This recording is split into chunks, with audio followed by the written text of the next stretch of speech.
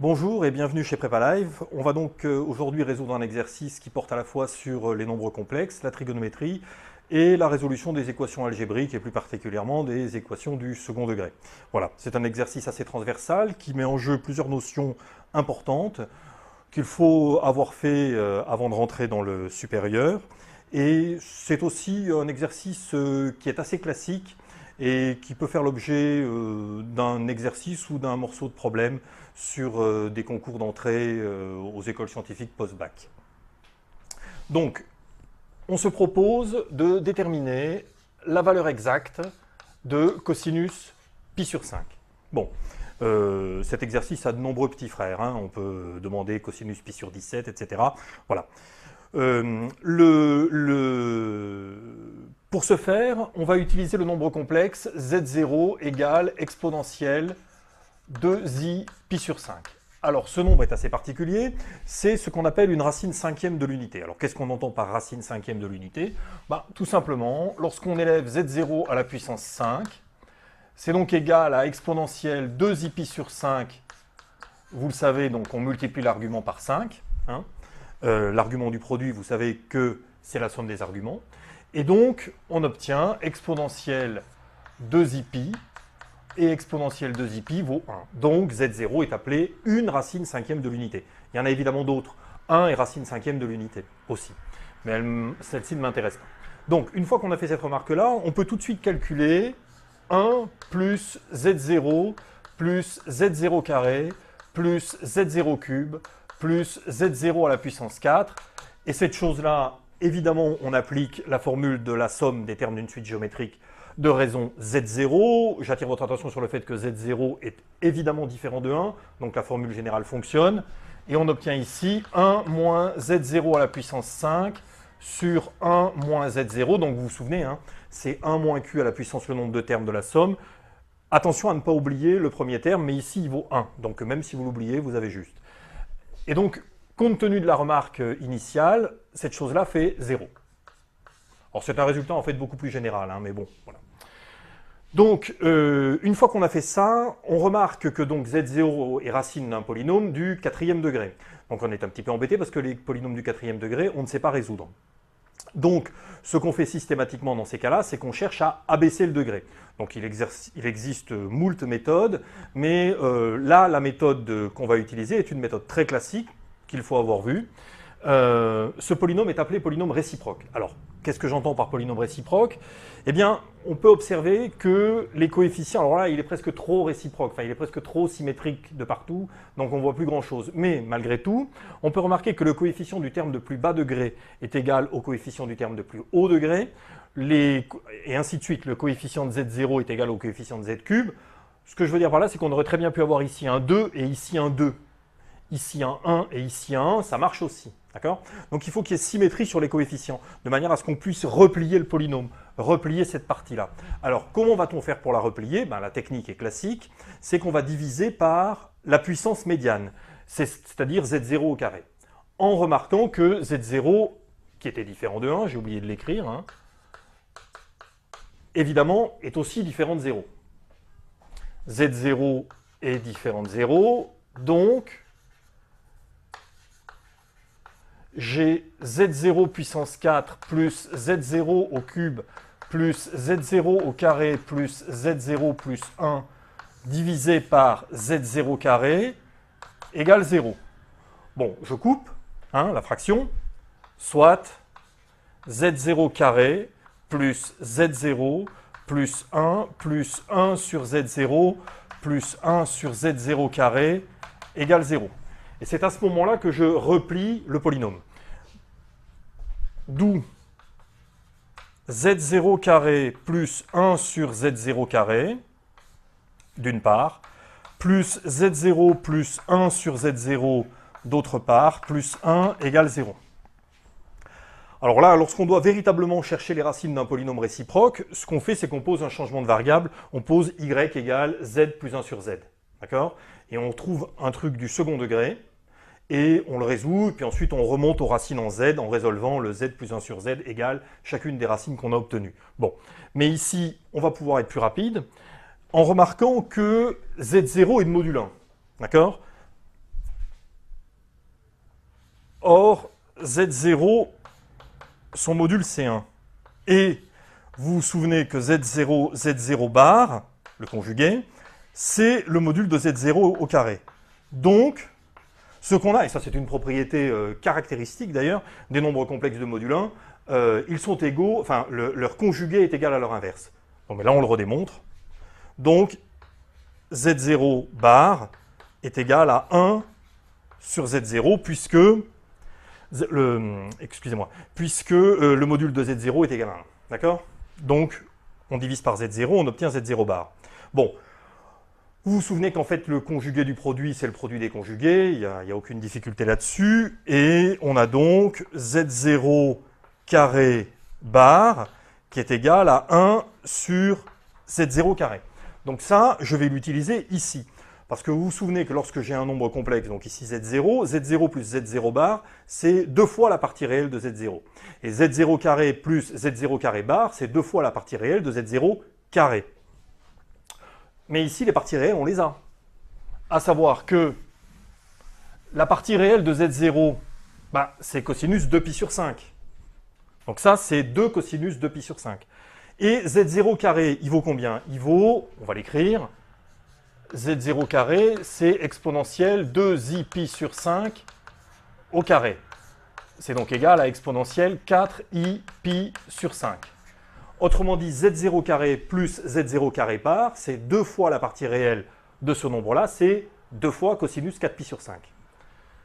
Donc, en remplaçant ce qu'on avait ici, d'accord, on a, en réinjectant là-dedans, 2 cosinus 4pi sur 5 plus 2 cosinus 2pi sur 5 égale moins 1, soit cosinus 2pi sur 5 plus cosinus 4pi sur 5 égale moins 1. Voilà. Donc ça, c'est la première étape de résolution. Là, il faut avoir une autre idée. Alors c'est une idée qui vient avec les souvenirs que l'on peut avoir de son cours de première sur les équations du second degré. Lorsque l'on a deux nombres dont on connaît la somme et le produit, on connaît une équation du second degré dont ces deux nombres sont solutions. Je vous rappelle le résultat du cours. Si vous avez deux nombres dont la somme vaut S, S comme somme, et le produit P, P comme produit, vous savez qu'alors les nombres sont solutions de l'équation x carré moins sx plus P égale 0. C'est un résultat à vraiment connaître par cœur. Je le répète, lorsque vous avez deux nombres dont la somme vaut S et le produit vaut P, ces deux nombres sont solutions de cette équation du second degré, x carré moins sx plus P égale 0. C'est ce qu'on va utiliser.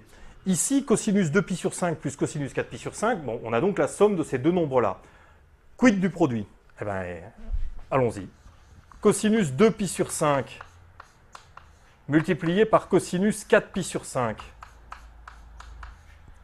Alors, on calcule ça. Donc, on va utiliser une sorte de formule de linéarisation, c'est-à-dire la formule qui donne le produit en fonction d'une somme. Pour ce faire, soit vous connaissez la formule, soit il faut être plus intelligent et la trouver tout seul. Cosinus A plus B, c'est cos A cos B plus sin A sin B. Et cos A, pardon, moins là. Cosinus A moins B, c'est cos A cos B plus sin A sin B. D'accord? On somme les deux et on obtient 2 cos A cos B. Là, ça se simplifie. Donc on a cos A cos B qui est égal à 1 demi de cosinus A plus B plus cosinus A moins B. Bon, je vous encourage à apprendre ces formules rapidement si vous ne les connaissez pas déjà. Elles ne sont plus vraiment explicitement au programme de lycée, mais le professeur que vous aurez l'année prochaine va considérer au bout de 20 minutes que vous les connaissez toutes déjà. Il y en a quand même beaucoup en plus, donc ça vaut la peine d'aller les chercher. On les trouve n'importe où sur Internet, en PDF, toutes les formules Trigo, il faut les connaître. Donc, là, par exemple, évidemment, si vous avez cette formule, ça va 10 000 fois plus vite et vous pouvez avoir l'idée d'utiliser cette formule. Si vous ne soupçonnez même pas l'existence de cette formule, il faut être plus futé, quoi. Donc, finalement, il vaut quand même mieux connaître la formule. Donc, ça nous donne 1 demi de appliqué à cosinus 2pi sur 5 au cosinus 4pi sur 5. Ça nous fait cosinus 2pi sur 5 plus 4pi sur 5, ça fait cosinus 6pi sur 5. plus cosinus, 2pi sur 5 moins 4pi sur 5, ça fait moins 2pi sur 5. Bon, évidemment, vous vous souvenez que le cosinus est une fonction paire, donc le cosinus de moins 2pi sur 5, c'est cosinus de 2pi sur 5. Il faut s'arranger avec cosinus 6pi sur 5. Pour ce faire, on remarque que, on peut le faire de tête ça, hein, que 2pi moins 4pi sur 5, ça fait donc 10pi sur 5 moins 4pi sur 5, ça fait 6pi sur 5. Bingo. Le cosinus de 6pi sur 5, il est donc égal à cosinus de 2pi moins 4pi sur 5. C'est-à-dire, si vous préférez, cosinus moins 4pi sur 5 plus 2pi. Mais la fonction cosinus, elle est 2pi périodique. Donc ça nous fait cosinus de moins 4pi sur 5. La fonction cosinus est toujours paire, et donc ce cosinus de moins 4pi sur 5, il est égal à cosinus de 4pi sur 5. Vous reprendrez ça calmement. Mais il se trouve que cosinus 4pi sur 5 plus cosinus 2pi sur 5, on connaît. Ça vaut moins 1. D'accord? Donc ici, pardon, moins 1 demi. D'accord? J'ai divisé par 2 là. Excusez-moi. Donc ça nous fait 1 demi fois moins 1 demi, ça nous fait moins 1 quart. D'accord? Donc c'est gagné. J'ai deux nombres dont j'ai la somme. D'accord? J'avais oublié de diviser par 2 là, hein, excusez-moi. Donc, dont j'ai la somme.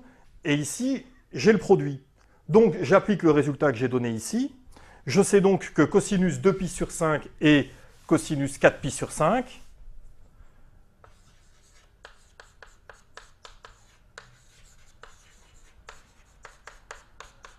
sont les solutions de l'équation x carré moins sx, donc plus moins par moins 1 demi de x, plus p moins 1 quart égale 0.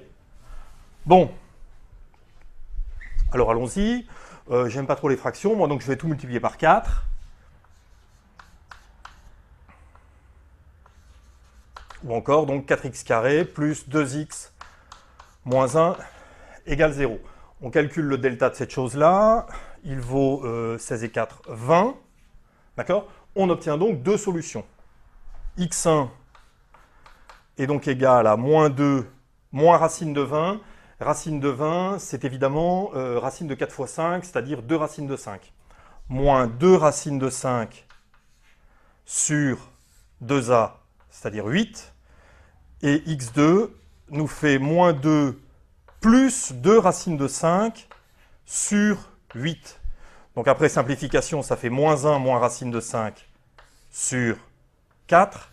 Et ça nous fait moins 1 plus racine de 5 sur 4. Bon, alors, je sais que cosinus 2pi sur 5, c'est l'une des deux. Il se trouve que 2pi sur 5 est compris entre 0 et pi sur 2. Autrement dit, cosinus 2pi sur 5, pardon, 2pi sur 5 est compris entre 0 et pi sur 2. Donc je sais que cosinus 2pi sur 5 est positif. Or, celle-ci est négative. Elle correspondrait à cosinus 4pi sur 5. Enfin, elle correspond à cosinus 4pi sur 5. Donc, autrement dit, c'est ça, cosinus 2pi sur 5. Bon, ben là, on a fini. On a fini parce qu'on va maintenant, l'objectif... Bon, parfois, l'exercice s'arrête là, hein, mais ici, on nous demandait l'exercice complet, c'est-à-dire le cosinus de pi sur 5. Et là, on utilise la formule de linéarisation cosinus carré a égale 1 plus cos 2a sur 2, que vous devez connaître celle-là, hein, depuis la première. Donc, or, cosinus carré de pi sur 5 est donc égal à 1 plus cosinus 2pi sur 5 cos 2a sur 2, ce qui nous fait 3 plus racine de 5 sur 8. Or, évidemment, pi sur 5 est compris entre 0 et pi sur 2, donc cosinus pi sur 5 est positif. Donc, le cosinus de pi sur 5, il vaut plus la racine carrée de cette chose-là. Et plus la racine carrée de cette chose-là, ça nous fait racine de 3 plus racine de 5 sur racine de 8 qui vaut 2 racines de 2. Bon, il est d'usage de chasser les radicaux des dénominateurs, comme on le disait quand j'étais jeune. Et donc je vais multiplier en haut et en bas par racine de 2. Alors on ne le dit plus, mais ça se fait toujours. Donc ça nous fait, je multiplie par racine de 2, ça fait racine de 6 pardon, c'est ça, racine de 6 plus 2 racines de 5 sur 4. Et là, il ne faut pas s'arrêter là. Si on veut vraiment faire l'exercice parfaitement, il faut être un peu futé et se rendre compte que 6 plus 2 racines de 5, c'est en fait, je peux vous l'écrire, 6 plus 2 racines de 5, c'est en fait racine de 5 plus 1 au carré, qui fait A2, 5, plus B2, 1, 5 plus 1, 6, plus le double produit, 2 racines de 5. Donc au lieu d'avoir la racine de 6 plus 2 racines de 5, j'ai la racine de 5 plus 1 au carré. C'est terminé, ça nous fait racine de 5 plus 1 sur 4. Voilà, donc voilà pour cet exercice.